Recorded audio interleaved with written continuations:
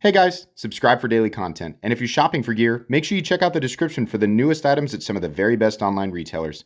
There's also links for some of the items that I personally recommend. Thanks! What's going on YouTube? Metal Complex here, and today I've got another short little unboxing video to share with you guys. Really, it's going to be an unzipping of the pouch. This was sent to me by Reich, and it says Ketuo or Ketuo. I believe this company is, one and the same as Reich, right? They sent me another knife that is actually a Reich branded knife. I want to make the video about this knife today. I think I know what I'm dealing with here, but I decided to share the official unzipping with you guys. This knife is available, or at least variants of this knife are available, so I'll try and link it down below so you guys can check it out if you want to.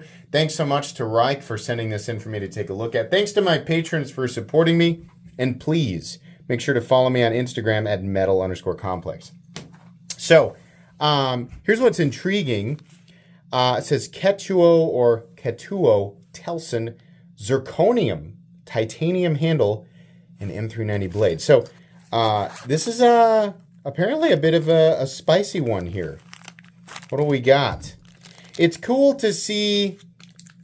I'm always excited to see zirconium on some of these higher end Chinese production knives because it's not a material that we usually see. Oh boy.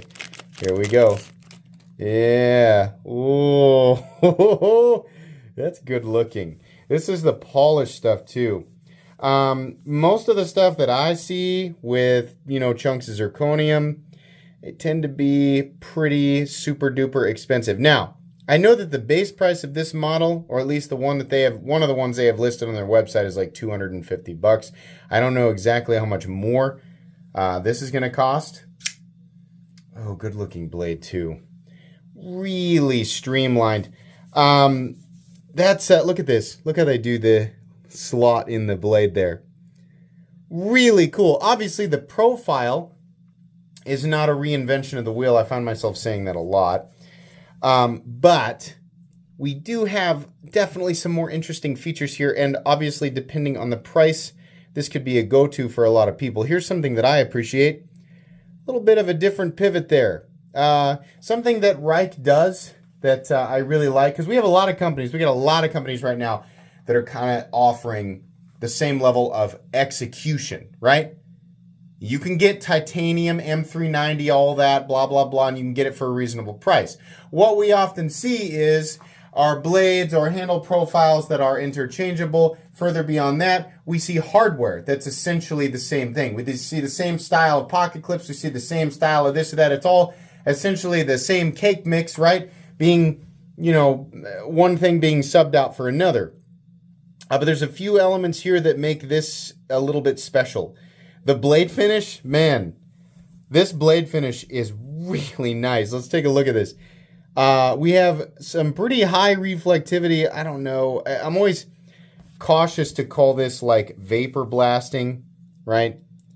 But that's honestly what it looks like. But it's got a nice high polish on it, so you have high reflectivity, right? Almost a Shirogorov-y kind of finish there. And then we have a black zirconium inlay with a high polish on it, which is super gorgeous, especially in contrast with the pivot and pivot color. I like the blue pivot color. I think that looks nice. Pocket clip seems a tad out of place with the holes in it. All right, enough talking about the design, right? How's the action? Can you use the little triangle? Whoop, just about sliced my hand open there. I'm gonna call that more of a decoration. The action is very smooth, and the detent is tuned nicely. And I mean this, the action out of the box is like just about ready to fall shut completely. Detent, I'm going to call that, it's about medium heavy, right? It's good. It's good enough. That's what you want for the flipper tab, right? It doesn't feel like I'm missing out on any, the energy or the buildup there. Zirconium is the type of material that will absolutely attract fingerprints. That's just what's going to happen, right? So you're constantly, that's the downside with stuff like this, is you're constantly tempted to wipe it off. Ergonomically, feels great. The pocket clip is a full 3D milled clip. I don't understand, if Ketuo is just Reich manufacturing knives under a different name. Okay, that's fine. I imagine that is the case. Actually, that's probably happening a lot more often than people might assume, right? A lot of these newer companies popping up. I've always thought, I have no idea. I honestly, I have no inside information. But to me, when you have like 10 to 20 new companies and they're all of the manufacturing and execution is incredibly reminiscent of some of the more popular, brands that we've seen on the market for like over a decade now, I'm going to guess a lot of them are the same building, right? It's all kind of the same. That's just a guess. I have no idea. It's just my opinion based on what I've handled, right? But I don't know that. And by the way, I don't mean to display this as a situation where Reich is trying to hide something. Not at all. I think they're just manufacturing, or my guess is that if this is the same company, they're manufacturing, some knives under the Reich name and some knives under Ketuo or whatever, right? Maybe to work with some different people or present a different style. This flipper tab is a little bit pokey off the back. If you're putting pressure on this lock bar and you push down really hard, you're going to do that thing where you and it's going to hurt. It's a little bit sharp right there on that edge. The rest of this is really good. The overall execution, right, fit and finish, everything is very, very good. I am a huge fan of this finish. I like things that are shiny. I am so sick and tired of belt satin finishes, right? So a tumbled finish is something that I always appreciate, right? But when I can see something like this, right? Oh man, that looks good. If you like it to be a little bit reflective, but you don't necessarily need or can't afford like a full mirror finish, believe me, I get that. It's just wildly expensive. But finishes like these just make everything look so premium. In fact, I think it looks substantially more premium. I'm at the point now where a belt satin finish honestly makes things look a little bit cheap to me. I understand that everybody has their opinions. Just people are going to look at this and say that this makes it look cheap, right? But that's honestly how I feel.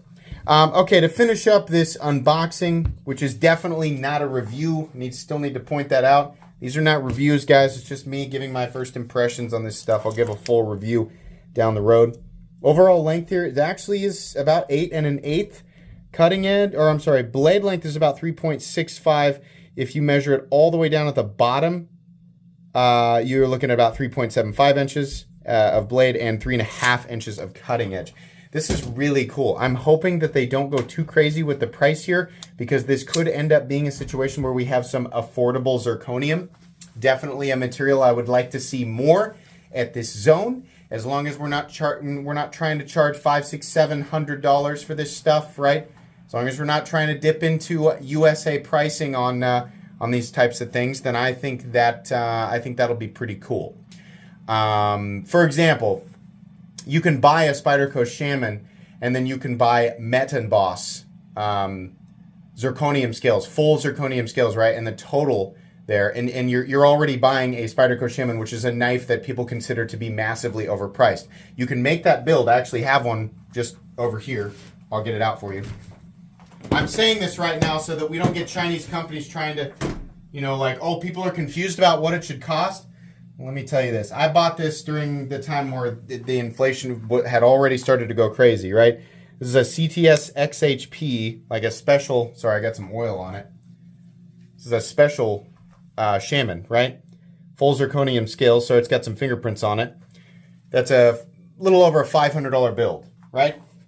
There's already a massive price increase, and you're also paying a markup for buying the scales by themselves, right? So, if we're going to start seeing zirconium on some Chinese knives, right, outside of what Maxace is doing, which is a little bit difficult because they make those massively hulking crazy things, I don't want to see prices anywhere close to that, right? I want to see them substantially less. They should be, because Chinese manufacturing costs substantially less than American manufacturing.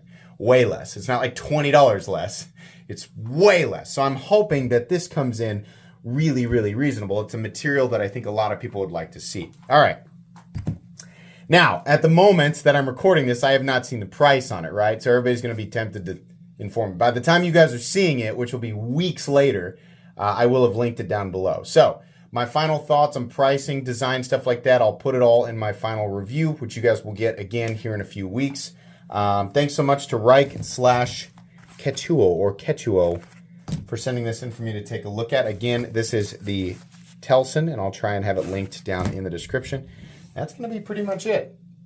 Please make sure to follow me on Instagram at metal_complex. If you enjoyed this video, leave a like. If you'd like to check out my other content, I do, of course, have lots of videos of knives that are either expensive or inexpensive that I do or don't like, so check those out. And if you enjoy all my content, go ahead and click on that Metal Complex logo right there and subscribe, because there's definitely more coming. Thanks again for watching, everybody, and have a great day.